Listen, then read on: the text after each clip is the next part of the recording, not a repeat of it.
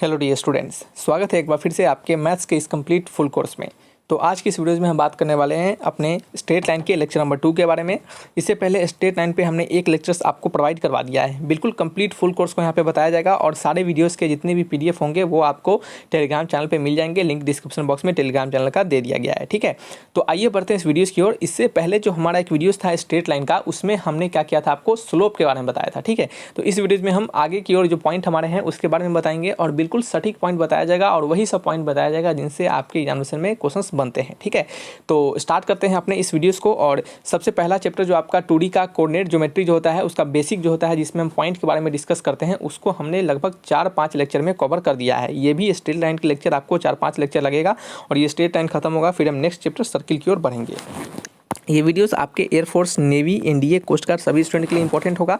तो आखिर ये इंपॉर्टेंट होगा एयरफोर्स, नेवी, कोस्ट गार्ड, तो इनमें किन के लिए इंपॉर्टेंट होगा? तो कोस्ट गार्ड में जो जीडी के स्टूडेंट होंगे उनके लिए इंपॉर्टेंट होगा, क्योंकि ये टेक्निकल मैथमेटिक्स है।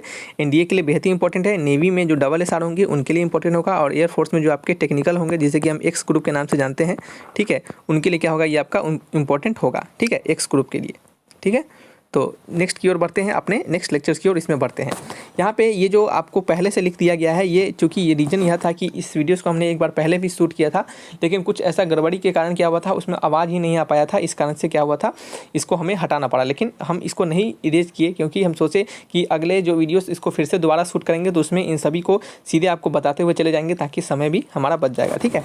तो चलिए यहाँ पर हम 5th पॉइंट की ओर बढ़ते हैं। इससे प्रीवियस वीडियोज़ में हमने आपको 4 पॉइंट तक कवर कर दिया था, ये 5वां पॉइंट है। इस पॉइंट में आपको लिखा जा रहा है कि जब आपके पास वेन 2 पॉइंट्स, जब आपके पास 2 पॉइंट्स दिए गए हों, x1 y1 और x2 y2, तो उस कंडीशन में आपको क्या रखना पड़ता है? उस कंडीशन में आपको एक रिलेशन को याद रखना पड़ता है। वो रिलेशन कौन सा है हमारा?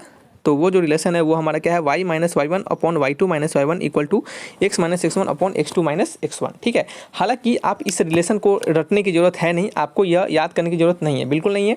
आप इसको समझ भी सकते हैं और उस तरीके से इसको समझदारी से इसका उपयोग कर सकते हैं बिना रटे हुए। कैसे? जैसे कि आप समझिएगा थोड़ी देर के लिए, हम हालांकि नंबर ऑफ लाइन के जो इक्वेशन होंगे वो अलग अलग प्रकार के होंगे, उसको हम बाद में कवर करेंगे, लेकिन थोड़ी देर के लिए हम आपको समझाने के लिए बता रहे हैं कि मान लेते हैं हमारे पास क्या हो, 2 पॉइंट दिए गए हों। एक पॉइंट P1 हो जिसका वैल्यू x1, y1 हो, दूसरा पॉइंट P2 हो जिसका वैल्यू x2, y2 हो। मान लेते हैं हमारे पास कि आपको हमने बताया हुआ है कि एक पॉइंट से और एक स्लोप से किसी भी लाइन का इक्वेशन कैसे फाइंड करते हैं, तो वो होता है हमारा y minus y1 equal to m into x minus x1। हालांकि हमने यहाँ पे पॉइंट 1 को लिया है, आप पॉइंट 2 को लेके भी चल सकते हैं, यानी y minus y2 equal to m into x minus x2 को भी लेकर चल सकते हैं, लेकिन जनरली लोग पहले पॉइंट को लेते हैं। इस कारण से हमने पहले पॉइंट को लिया है ताकि ये रिलेशन हमारा क्या हो, इस्टेब्लिश हो सके। यहाँ पे y1 के जगह पे y2 भी हो सकता है, उसमें भी कोई गड़बड़ी नहीं है, और x1 के जगह पे x2 भी हो सकता है, तब भी कोई गड़बड़ी नहीं होगा, ठीक है, ठीक है। चलिए, तो यहाँ से हमारा जो इक्वेशन ऑफ लाइन निकला वो क्या निकला, y minus y1 equal to m into x minus x1। हालांकि यहाँ पे m क्या है, तो m जो हमारा है स्लोप है। इससे प्रीवियस वीडियोज़ में हमने स्लोप के बारे में कवर किया था। हमने बताया था आपको कि किसी भी 2 पॉइंट से स्लोप को कैसे फाइंड करते हैं। तो किसी भी 2 पॉइंट से स्लोप को फाइंड करने का तरीका होता है, उसके y कोऑर्डिनेट का डिफरेंस ऊपर लिखते हैं, यानी y2 माइनस y1 को ऊपर लिखते हैं और डिवाइड करते हैं, फिर नीचे x2 माइनस x1 लिखते हैं, यानी बटा करके x2 माइनस x1 लिखते हैं। तो ये हमारा क्या होता है, स्लोप होता है किसी भी 2 पॉइंट से निकला हुआ, ठीक है।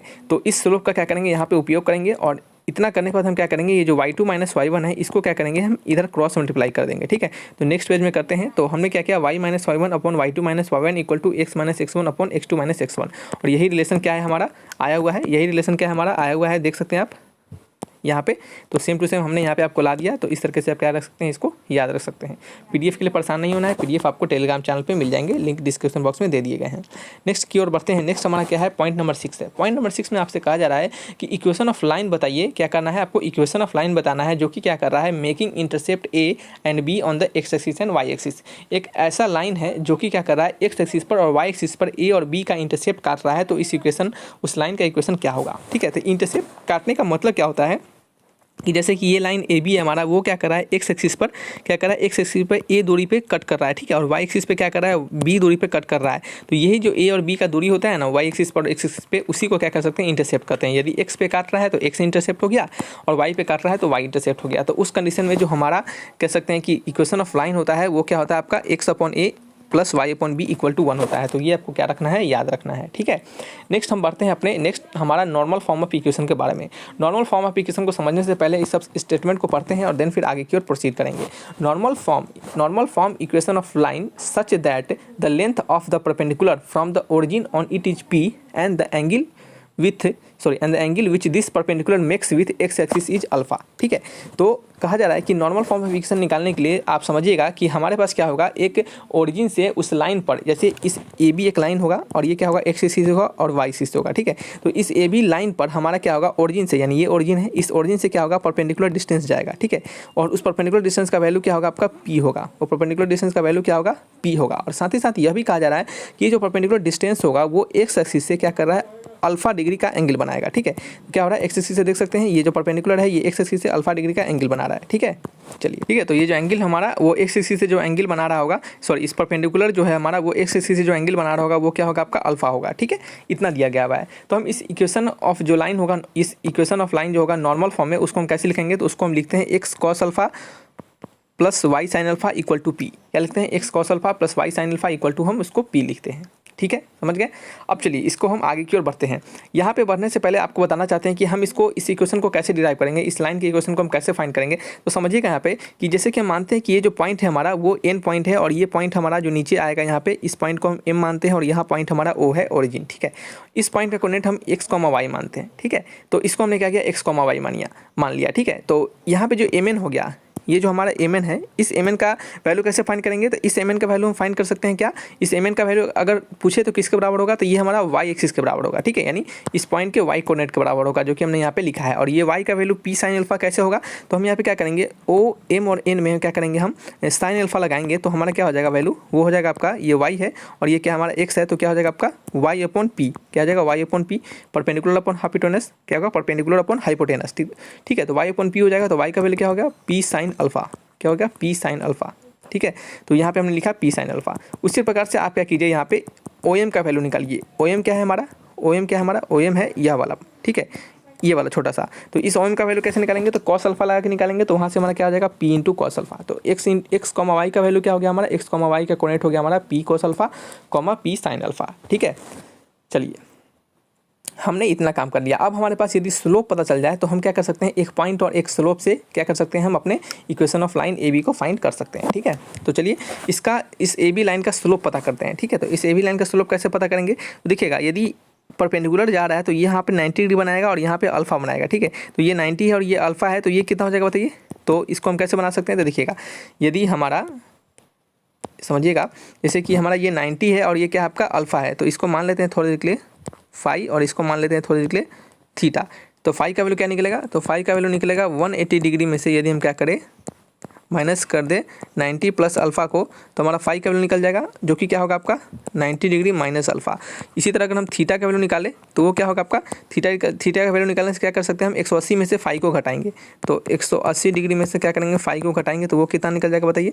तो वो निकल जाएगा 180 degree minus 90 degree plus alpha, यानी क्या हो गया आपका 90 प्लस अल्फा निकल गया। तो यहाँ से एम का वैल्यू क्या निकलेगा, tan थीटा के बराबर होता है स्लोप, और इस स्लोप का वैल्यू क्या निकल जाएगा, tan 90 डिग्री प्लस अल्फा। तो ये क्या होता है आपका minus times of cot alpha, ठीक है। तो इसको हम क्या लिख सकते हैं, minus times of cot alpha तो लिख ही सकते हैं, और साथ ही साथ इसको हम क्या लिख सकते हैं, minus times of cos alpha upon sine alpha, क्या लिख सकते हैं, minus times of cos alpha upon sine alpha, ठीक है। तो अब हम क्या करेंगे, इक्वेशन ऑफ लाइन निकालेंगे। तो यहाँ पे लिखेंगे equation of line A B. इस ए बी इक्वेशन ऑफ, इस ए बी लाइन का इक्वेशन कैसे फाइंड होगा, तो हमें एक पॉइंट पता है जो कि क्या है, वाई माइनस ये आपका पी साइन अल्फा, ठीक है। तो y minus P sine alpha equal to X M into, M क्या है हमारा, यहाँ पे एम है हमारा minus times of cos alpha upon sine alpha. तो M into X minus x1 क्या है हमारा, x1 है हमारा p इंटू कॉस अल्फा, ठीक है। p इंटू क्या है पता नहीं, मार्कर क्यों नहीं चल रहा है, p इंटू कॉस अल्फा, ठीक है। नेक्स्ट हम आगे की ओर बढ़ते हैं और यहाँ पे इसको हम फर्दर सॉल्व करते हैं। तो फर्दर सॉल्व करेंगे तो क्रॉस मल्टीप्लाई करेंगे, तो y इंटू क्या हो जाएगा हमारा साइन अल्फा, और ये हो जाएगा हमारा minus times of p into sine square alpha equal to, ये क्या हो जाएगा minus times of x into cos alpha, फिर माइनस क्या हो जाएगा plus times of p into cos square alpha, ठीक है। Cos square alpha. तो यहाँ से हम एक्स को इधर बुला लेंगे तो क्या हो जाएगा हमारा x into cos alpha plus y into sine alpha equal to ये पी हमारा कॉमन आ जाएगा और ये हो जाएगा आपका sine square alpha plus cos square alpha. ठीक है, तो यहाँ से sine square alpha plus cos square alpha का वैल्यू पी हो जाएगा। तो ये क्या हो जाएगा हमारा कॉस अल्फा प्लस में y into sine alpha into 1। तो यहाँ से हम इसको अगर फाइंड करेंगे तो ये हमारा वैल्यू क्या हो जाएगा, ये हमारा वैल्यू हो जाएगा x into cos alpha plus y into sine alpha equal to p. ठीक है, ये क्या हो गया हमारा डिजायर्ड जो इक्वेशन हमें चाहिए था वो हमें क्या मिल गया, यहाँ से मिल गया। ठीक है, यही हमें चाहिए था और यही हमारा यहाँ पे नॉर्मल फॉर्म ऑफ इक्वेशन यहाँ पे हमें पता है जो कि यहाँ पे बताया गया था। ठीक है, तो इस तरीके से क्या करते हैं, इन क्वेश्चंस को हम बनाते हैं, सॉरी इन नॉर्मल फॉर्म्स को इस तरीके से हम फाइंड करते हैं। आप इसको याद रखिएगा तो डायरेक्टली आप एग्जामिनेशन में यूज कर सकते हैं। यदि आपको नहीं याद रहे तो आप इस प्रकार से अपने तरीके से प्रोसेस से जाकर आप इसके वैल्यू को फाइंड कर सकते हैं। ठीक है, तो चलिए रखते हैं इस वीडियो को यहीं पे, मिलेंगे नेक्स्ट वीडियो में। और किसी प्रकार का डाउट होगा तो कमेंट बॉक्स में लिखकर आप हमसे जरूर पूछिएगा। Thanks for watching my video, तब तक के लिए बाय बाय।